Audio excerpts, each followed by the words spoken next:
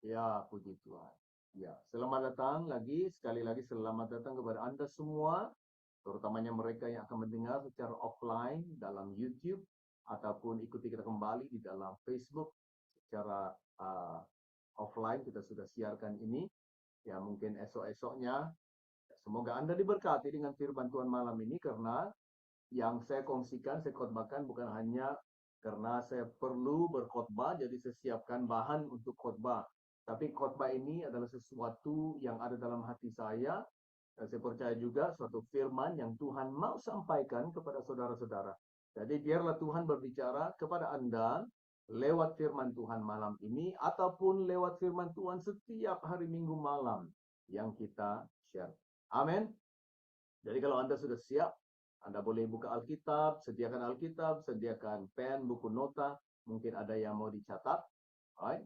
Kalau tidak, lihat kembali dalam YouTube, boleh subscribe di YouTube saya, Pastor Carlos Sokobos, dan subscribe-kan supaya Anda menerima notifikasi video yang baru setiap hari Minggu, ya. Ada bahasa Inggris, ada bahasa Malaysia di dalam channel saya, ya. Dan biasa di channel saya itu fokus kepada khotbah hari Minggu dan khotbah hari Minggu malam, dan juga khotbah hari Jumat malam. Itu satu pelajaran. Jadi kalau Anda ikuti itu, ya, dengar, saya percaya Anda akan belajar dan akan bertumbuh di dalam Tuhan. Katakan amin, amin, dan amin. Haleluya. Nah, malam ini saya akan kembali kepada topik saya tentang berjalan bersama dengan Tuhan, karena ini adalah tema kita pada tahun ini. Jadi, kita sudah berbicara dengan beberapa perkara dari bulan Januari, sekarang sudah bulan April. Ya, hari itu saya berjalan keliling, Pastor Shikaina membawa firman Tuhan tentang berjalan dengan Tuhan, berjalan di dalam kasih, berjalan dalam hikmat, ya, dan ada juga message-message yang khotbahkan. Saya pikir itu suatu bahan khotbah yang sangat luar biasa dan memberkati. Ya, saya mendengar feedback yang bagus dari khotbah Pastor Shikaina. Tuhan benar-benar berbicara. Ya, jadi malam ini saya mau kembali kepada tema kita, topik tentang berjalan bersama dengan Tuhan. Malam ini saya akan sentuh tentang apakah maksudnya berjalan bersama dengan Tuhan. Apa maksudnya? Dan ini satu khotbah yang besar juga, jadi saya mau bagikan kepada dua siri, dua bahagian.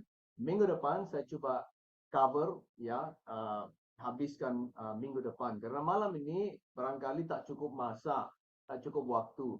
Saya hanya cover bagian pertama, yaitu apakah maksudnya berjalan bersama dengan Tuhan. Kita harus mengerti apakah maksudnya, ya, berjalan bersama dengan Tuhan. Jadi saya kongsikan ini malam ini, dan minggu depan saya akan kongsikan tentang bagaimana memelihara atau maintaining our walk with God. How to maintain our walk with God, atau bagaimana kita memelihara, menjaga, ya, supaya berjalan bersama dengan Tuhan itu tetap maintain. Tidak kita akan berhenti, tersandung, ya, atau menjadi kecewa atau tumbang, tapi kita tetap berjalan sama Tuhan. Saya akan kongsikan itu minggu depan. Dan malam ini sedikit pengertian supaya kita mengerti apa maksudnya berjalan bersama dengan Tuhan. Karena banyak orang Kristen, mereka kata mereka berjalan dengan Tuhan, tapi itu tidak kelihatan. Seperti buku Titus mengatakan, tidak kelihatan di dalam hidup mereka, tidak kelihatan di dalam perbuatan mereka. Hidup mereka sehari-hari tidak menyatakan bahwa mereka berjalan dengan Tuhan. Tapi mulut mereka berkata, mereka berjalan sama Tuhan, mereka percaya Tuhan. Ya, mereka mencintai Tuhan, mereka datang gereja, beribadah, mereka pergi gereja. Ada juga yang baca Alkitab, ya, berdoa juga, ikut-ikut juga, tapi tidak kelihatan, tidak nyata di dalam perbuatan mereka, kehidupan mereka sehari-hari. Nah, apakah maksudnya berjalan bersama dengan Tuhan? Yang pertama, berjalan bersama dengan Tuhan itu bermaksud perseteruan itu, ya, perasaan atau sikap perseteruan ataupun permusuhan. Perseteruan itu dalam Alkitab. Perseteruan di dalam hati seseorang itu sudah dihapuskan. Sudah dihapuskan. Jadi karena perasaan perseteruan itu, sikap perseteruan dengan Tuhan itu dihapuskan, kita boleh berjalan dengan Tuhan. Karena dua orang itu tak boleh berjalan bersama-sama kalau ada perseteruan satu sama lain, ada permusuhan. Ya, suami istri tidak boleh berjalan sama-sama ataupun tidur di satu kamar karena ada perseteruan.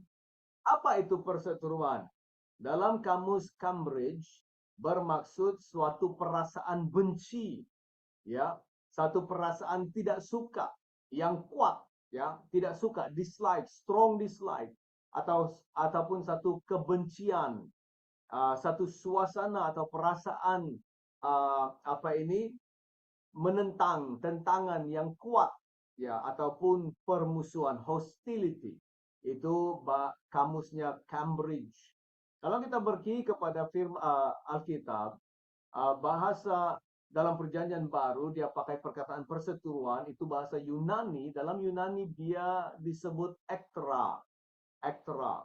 Di dalam bahasa Ibrani perkataan perseteruan atau permusuhan itu adalah eba. Eba, maksudnya permusuhan, ya. Ada sesuatu yang membuatkan tentangan itu terjadi, ya. Enmity ataupun kebencian, suatu kebencian. Itu adalah perseteruan, ya.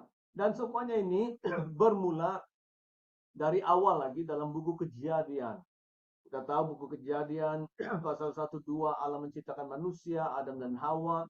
Pasal 3 Tuhan meletakkan mereka dalam Taman Eden. Tapi apa yang terjadi? Mereka melanggar perintah Tuhan, ya, dan mereka jatuh ke dalam dosa. Dan karena dosa itu, kejatuhan manusia dalam dosa itu melahirkan perseteruan dengan Tuhan, suatu perasaan perseteruan. Kita lihat itu dalam Kejadian 3 bahwa setelah manusia jatuh ke dalam dosa, apa yang terjadi? Apa yang mereka lakukan pertamanya? Mereka menyembunyikan diri. Sudah takut akan Tuhan, ya, mereka menyembunyikan diri. Yang kedua kita lihat mereka saling menyalahkan satu sama lain, apalagi menyalahkan Tuhan. Nah, Tuhan tanya Adam, Adam, kenapa engkau melakukan hal ini? Melanggar perintahku. Kenapa Adam? Adam berkata, oh, perempuan itu Tuhan yang kau berikan kepada. Tuhan tanya perempuan itu, kenapa engkau melakukan hal ini? Perempuan itu berkata, oh, si ular itu Tuhan. Jadi mereka menyalahkan Tuhan yang karena Tuhan memberikan perempuan itu kepada laki-laki. Perempuan itu menyalahkan Tuhan karena Tuhan menciptakan ular. Ya, jadi menyalahkan.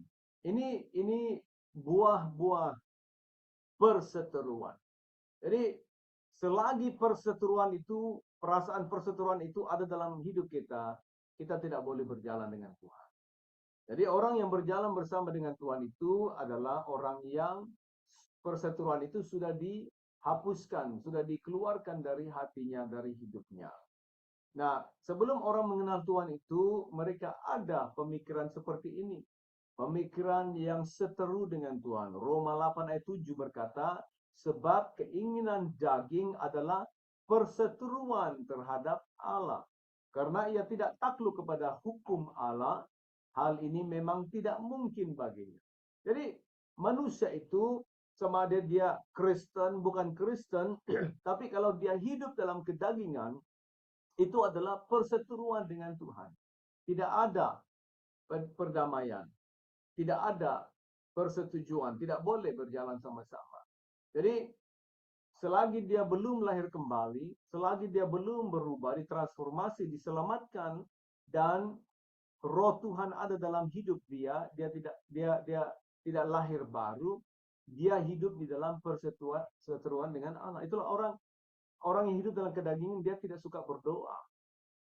Orang hidup dalam kedagingan, dia tidak suka baca firman. Dia tidak suka gereja. Dia hanya datang gereja pada hari-hari yang penting. Tapi bukanlah kehidupan dia untuk datang gereja setiap minggu. Ataupun meeting-meeting ya, Bible study, prayer meeting. Dia tak tahu semua itu karena dia berada dalam kedagingan dan itu adalah perseteruan dengan Allah. Tapi berita baiknya, Yesus Tuhan kirim untuk mati bagi kita, menyelamatkan kita, menebus kita. Hanya Yesus saja yang boleh menghapuskan perseteruan ini di antara manusia dengan Allah. Efesus 2:5 berkata, 2:15 dan 16, Efesus 2 ayat 15 dan 16 katanya, sebab dengan matinya yaitu Yesus sebagai manusia, ia telah membatalkan hukum Taurat. Ada kurang di sini ya.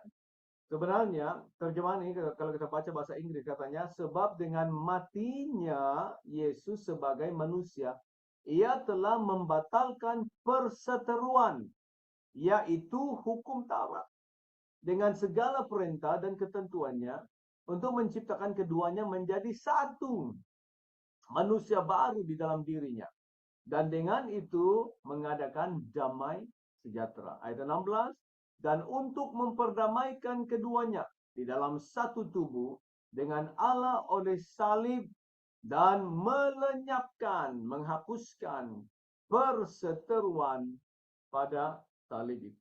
Hanya Yesus yang boleh membebaskan kita daripada sikap ataupun perasaan perseteruan ini, manusia dengan Allah. Yakobus 4 ayat 4 berkata, hai kamu orang-orang yang tidak setia, tidakkah kamu tahu bahwa persahabatan dengan dunia adalah perseteruan dengan Allah? Jadi barang siapa hendak menjadi sahabat dunia ini, ia menjadikan dirinya musuh Allah. Jadi bukan saja hidup kedagingan, tapi hidup duniawi itu adalah perseteruan dengan Allah, dan hanya Yesus saja yang boleh membebaskan kita dari itu. Kita tidak ada pilihan lain, saudara-saudara, selain datang kepada Yesus dalam pertobatan, menerima Yesus, hidup yang baru, ditransformasi, dilahirkan kembali, supaya hidup lama ini, hidup kedagingan, hidup duniawi ini akan ditinggalkan. Dan kita akan hidup bersama dengan Tuhan, dan kita boleh berjalan bersama dengan Tuhan. Katakan amin. Ya. Yang kedua, maksudnya berjalan bersama Tuhan, bermaksud kita telah didamaikan dengan Allah lewat Yesus. Ya, jadi bukan saja perseteruan itu dihapuskan, dilenyapkan, tetapi kita didamaikan bersama dengan Allah. Lagi masalah ini berbalik kepada kejadian di dalam buku Kejadian tentang Adam dan Hawa jatuh ke dalam dosa, dan karena itu manusia terpisah dari Allah. Ya, dan manusia tidak boleh datang kepada Tuhan kalau bukan lewat korban. Jadi kita lihat dari mula lagi Adam dan Hawa jatuh ke dalam dosa, Kejadian 3:21, Tuhan menyembelih satu binatang, ambil kulitnya, menyembelih maksudnya darah ditumpahkan, kulitnya diambil, dan Tuhan membajukan mereka. Mereka coba kan untuk menutup ketelanjangan mereka, menutup rasa malu mereka di hadapan Tuhan karena dosa. Jadi mereka ambil daun dan mereka tutup diri mereka. Tapi itu Tuhan tidak terima. Jadi Tuhan sembelih binatang, tumpahkan darahnya, sembelih binatang itu, dan mengambil kulitnya, dan Tuhanlah yang membajukan mereka. Itu simbol Yesus. Binatang yang Tuhan sembelih itu kebanyakan pengajar Alkitab, scholar itu, mereka kata itu adalah anak domba. Tuhan sembelih, ambil kulitnya, dan dia bajukan mereka. Itu adalah kebenaran, kekudusan Allah, God's righteousness. Ya, kita lihat dalam kehidupan Abel dan Kain, mereka datang kepada Tuhan dengan membawa persembahan. Ya, dalam kehidupan Nabi Nuh, setelah selesai air bah itu, dia mempersembahkan kepada Tuhan. Abraham membina altar, mempersembahkan kepada Tuhan. Yakub, Isaac, dan orang Israel datang kepada Tuhan. Jadi orang tak boleh datang kepada Tuhan kalau bukan lewat korban persembahan. Dan hari ini korban persembahan itu adalah Yesus. Untuk mendamaikan kita dengan Tuhan. Karena tak boleh manusia kalau datang kepada Tuhan, sesuatu harus mati. Binatang, kambing, domba, lembu jantan harus mati saat manusia datang kepada Tuhan. Di tabernakel zamannya Musa, setiap kali orang Israel mau menghadap Tuhan, harus membawa suatu korban persembahan dan harus disembelih di hadapan Tuhan. Barulah dia boleh diterima di hadapan Tuhan. Nah, ini serius, saudara. Serius. Kenapa?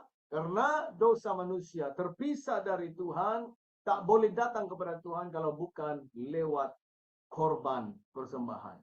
Sesuatu harus mati. Kenapa? Manusia itu harus mati karena dosanya. Tapi Tuhan memberikan korban persembahan untuk mati bagi pihak orang Israel. Bagi kita hari ini, kita datang kepada Tuhan, kita tak boleh datang kepada Tuhan. Kita harus datang kepada Tuhan lewat Yesus yang mati, dikorbankan bagi kita, supaya kita boleh didamaikan bersama dengan Tuhan. Wah, luar biasa ya. Roma 5 ayat 10 berkata, sebab jikalau kita ketika kita masih seteru diperdamaikan dengan Allah oleh kematian anaknya, lebih-lebih kita yang sekarang telah diperdamaikan pasti akan diselamatkan oleh hidupnya. Wah, luar biasa. Kolose 1 ayat 21. Katanya, juga kamu yang dahulu hidup jauh dari Allah dan yang memusuhinya dalam hati dan pikiran seperti yang nyata dari perbuatan yang jahat. Nah, dahulu kan hidup kita begitu. Kita seteru dengan Tuhan. Kita memusuhi Tuhan dalam hati dan pikiran. Tapi karena Yesus kita didamaikan bersama dengan Tuhan. Luar biasa. Buku Amos 3 ayat 3 berkata, berjalankah dua orang bersama-sama jika mereka belum berjanji, maksudnya belum berdamai? Ini Tuhan menegur orang Israel. Orang Israel kata Tuhan, engkau tak boleh jalan dengan saya karena engkau tidak berdamai dengan saya. Engkau melakukan kejahatan, menyembah berhala. Jadi Tuhan berkata, dua orang tak boleh berjalan bersama-sama. Tuhan dan Israel tak boleh berjalan bersama-sama karena mereka tidak berdamai. Orang Israel ada perseteruan dengan Allah. Jadi saudara-saudara, karena Yesus kita diberdamaikan dengan Allah. Nah, ini dengan itu kita boleh berjalan bersama dengan Tuhan karena kita telah didamaikan bersama dengan Allah.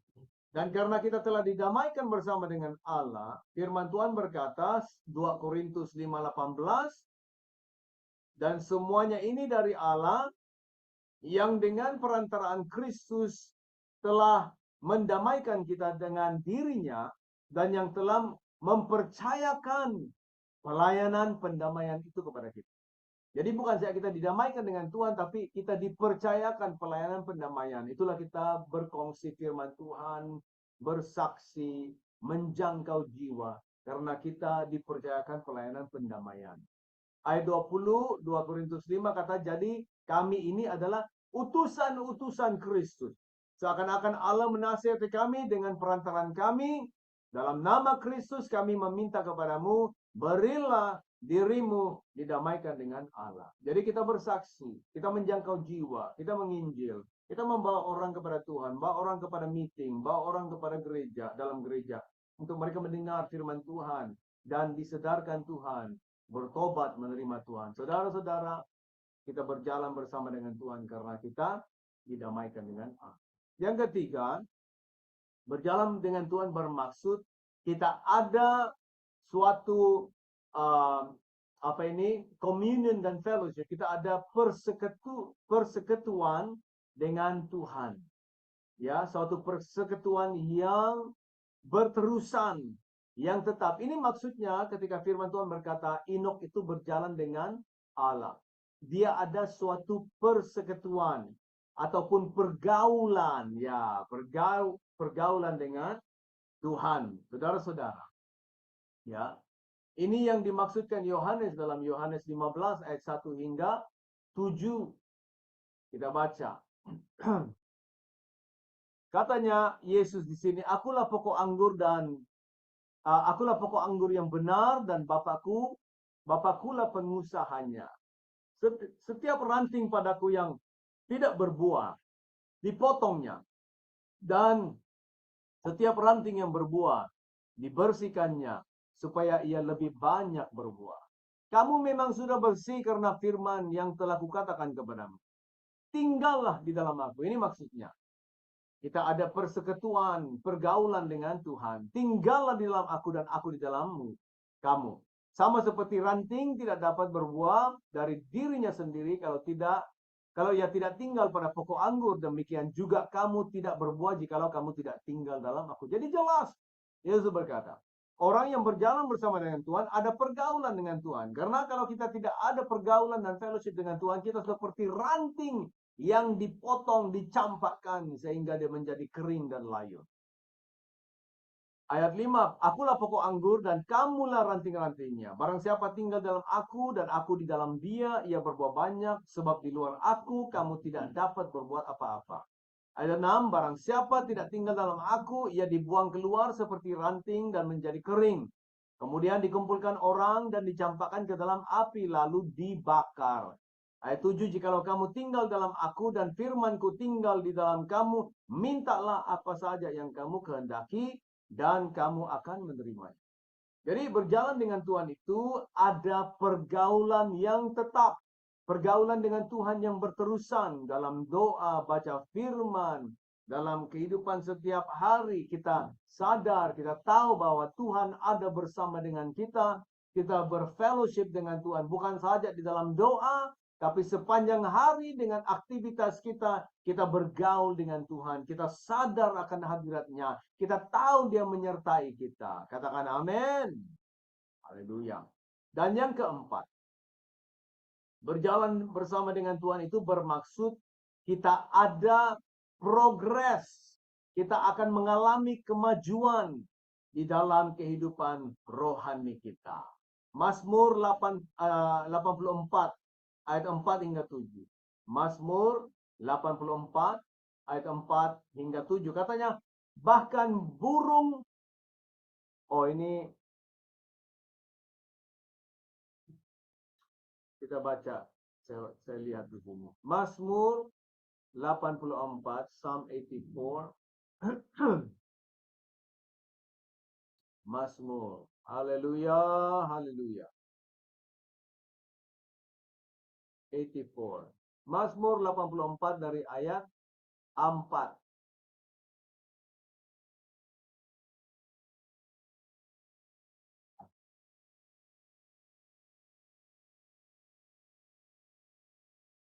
Dari ayat 6 bahasa ya, karena ada perbedaannya dalam bahasa Inggris dan ada sedikit perbedaan dalam bahasa Inggris dan bahasa Malaysia atau Indonesia.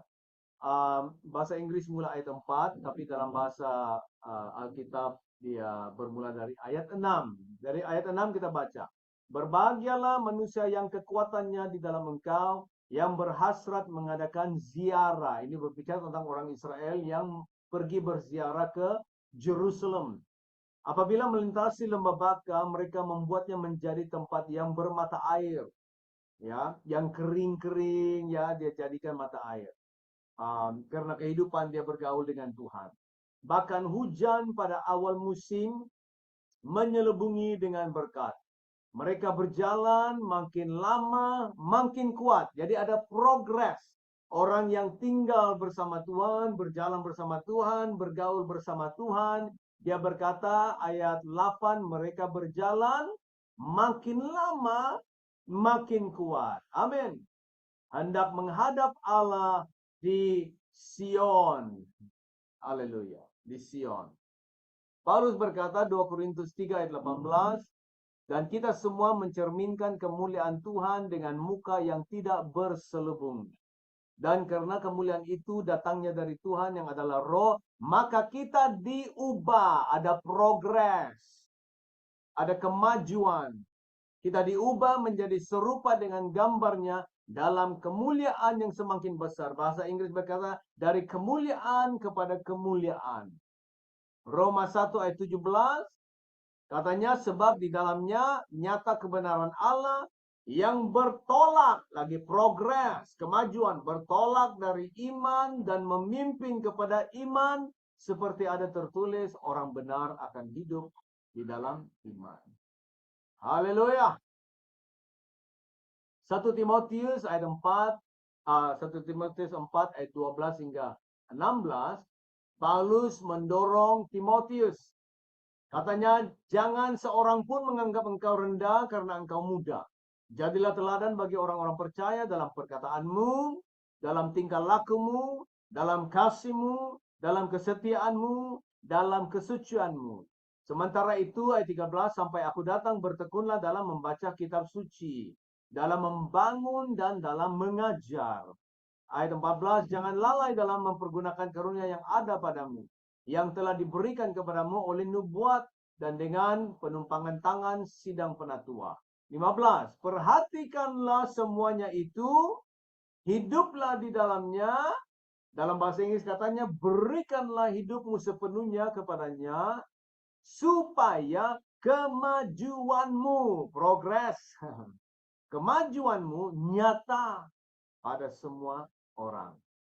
16, awasilah dirimu sendiri dan awasilah ajaranmu, bertekunlah, maksudnya teruslah di situ, rajin-rajinlah, bertekunlah dalam semuanya itu, karena dengan berbuat demikian engkau akan menyelamatkan dirimu dan semua orang yang mendengar. Yang terakhir, Petrus mendorong semua orang percaya, 2 Petrus 3:18.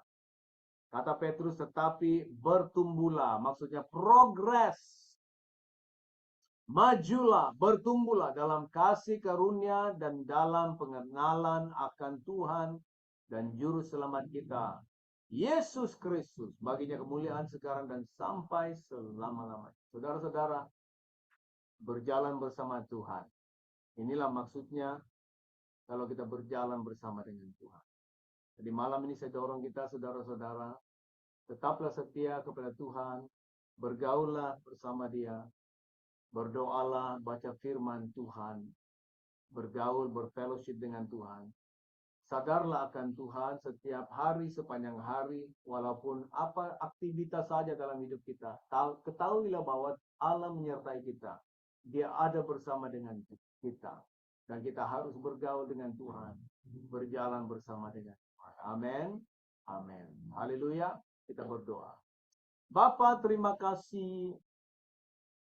Tuhan, kami mau berjalan bersama dengan-Mu. Kami mau setia bersama dengan Tuhan. Tolong kami, Bapa.